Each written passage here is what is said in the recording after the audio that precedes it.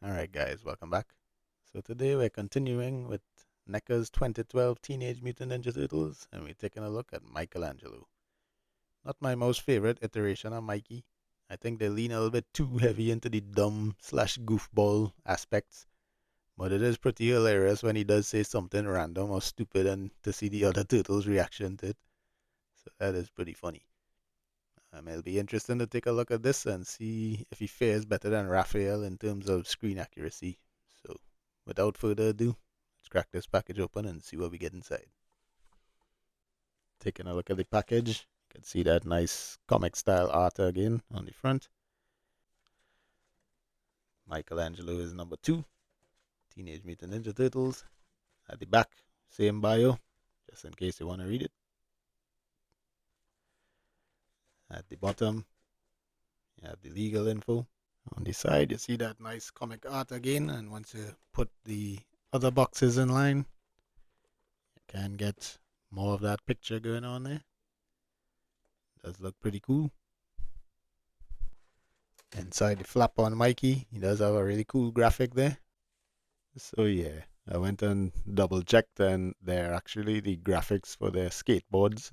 Uh, Mikey's a little bit more familiar to me because I guess he's the one that skateboards the most in the series, but Leo, Raph, and Donnie do have skateboards as well.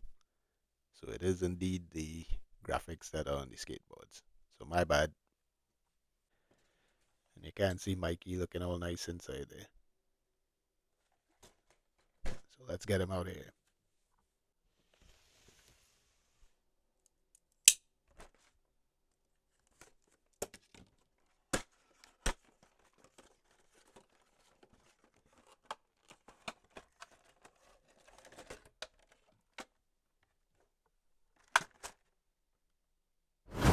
So getting right into the details on Mikey, you can see that right off the bat, he is perhaps one of the more accurate ones that we've seen so far. I like that they put all the freckles and stuff all over him, and the face and the eyes really well done. Kind of wish they did a little bit more of a less goofy face, as he only puts this face on when he's in a dopey mood. But still does look the part. His bandana is really short as opposed to the other guys, but still does have that rotation. And getting right into the details on the arm, I will say the arms, much like Leo's, his own is very thin as well, so the gummy sort of issue that Leo had is present here as well, unfortunately. Looking at the shell in front there, you can see his own is the least amount of nicks and cracks out of all of them. Uh, Once again, the belt, really well done. In his case, though, he has storage on the side here for the nunchucks, which is pretty cool and accurate to the show. But when you do put the nunchucks in there, it tends to make him very wide, and then his hands can't come down to the side. But you can see more of that detail on the side with the side shell there. One thing I noticed about him is his shell seems to be glued quite a lot better than Raph's own was. So no issues with it popping off, thankfully. Getting right round to the back there, you can see more of those highlights and stuff. And the swirly turtle shell pattern there. Checking out the pads on the hand there. Similar to how the other ones were. But all Mikey's browns seem to be a lot lighter than Leo's and Raph's. So it does actually make it stand out quite a lot more and pop a little bit more. So you really do get that leather effect on it. He does have the leather wraps on the wrist and the tape on the fingers. And you can see that freckling going all throughout the arms, all down the legs here. And getting to the knee pads with the scuffs and stuff on it. Really nice. His wraps on the feet are also leather as well, going all down to the bottom of the feet. Does seem to have some weird drop of glue on the legs there that doesn't seem to want to come out. But other than that, I would say that Mikey is perhaps one of the better ones. Definitely has more screen accuracy to him with the color and stuff. And he definitely was more well constructed, I would say, in terms of the shell not unsticking and things like that. So yeah, definitely a good one to get. So getting right into the articulation on Mikey, I'll just hold his torso in place. So his head goes up only about that far, goes down about that far. But if you're using the torso joint, you can get them to obviously look higher or lower. His head does have some tilt on it, better than Raph's because his neck is pretty skinny. As mentioned, the bandana does rotate. The shoulder does go up about this far. Can probably force it a little bit more if you wish. It does rotate, though much like Leo's, very, very stiff. It does have a bicep swivel and double jointed elbows. The wrists do swivel and hinge.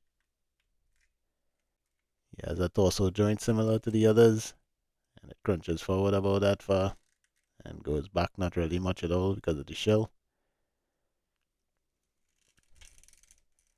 The legs can kick forward about that far, kick back about that far. Can do pretty decent split. The legs do have a thigh swivel at the top. He does have decent double jointed knees. His ankles go forward about that far, back about that far, and he does have a rocker. So the articulation seems to be in line with what we've seen so far from the other guys. His seems to be pretty decent because of his size. And because of how thin his shell comes to the top here, his arms can actually get in front a little bit further. So that is pretty useful. But yeah, decent articulation on Mikey, I think. Getting right into the accessories on Mikey, he does come default in package with his gripping hands. He does come with two open gesture hands, but they are slightly different sculpts from each other. One of them is a little bit wider, and the other one is a little bit smaller, and we'll see what that one's for later on. He does come with two pointer finger hands, but they actually have like a little space in them there, a gap. I'm not sure if any of the accessories was meant to fit in there, but I can't seem to fit anything inside there. And he does come with two hands doing the hang loose hand sign. He does come default in package with the derpy wide-eyed look, but he does come with an alternate head, which is really, really cool. And you just pop it off.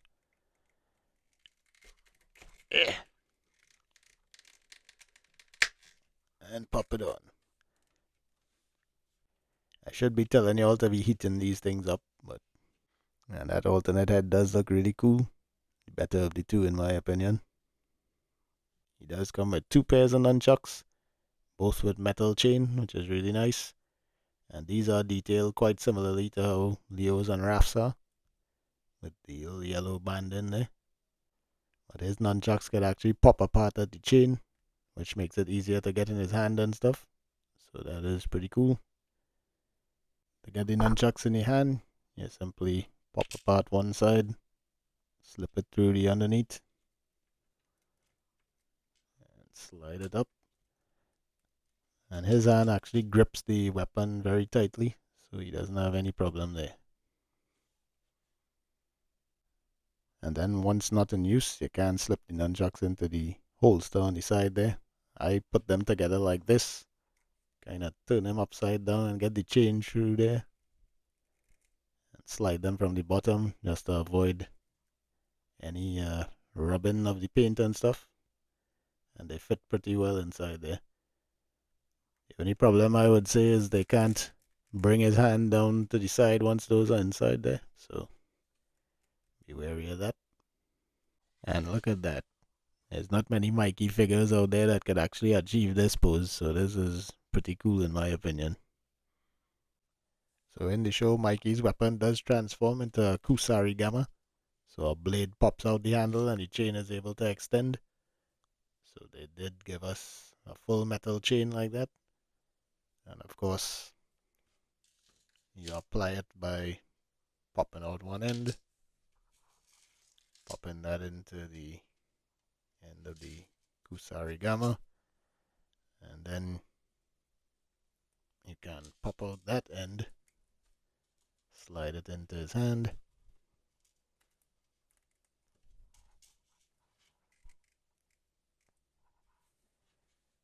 And then you have the fully assembled weapon.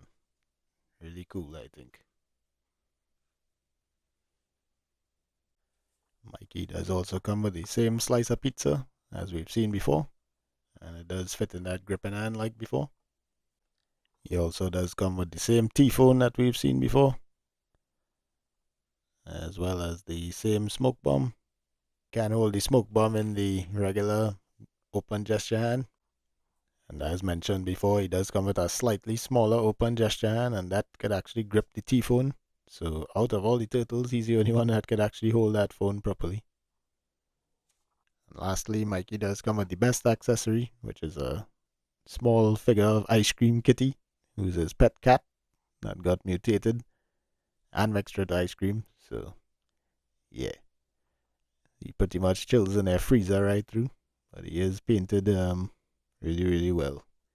And surprisingly, I was like, well, it'll be nice if this thing had articulation. And then I realized the tail does rotate. And also there's a ball joint at the top half of him. So you can actually rotate around like that or swivel. So that is pretty cool. And there's no specific way to put him on Mikey or anything like that, but you can just hold him like that and give him a little pet on the head. For height, he does stand about 5.2 inches tall, so definitely shorter than the other guys.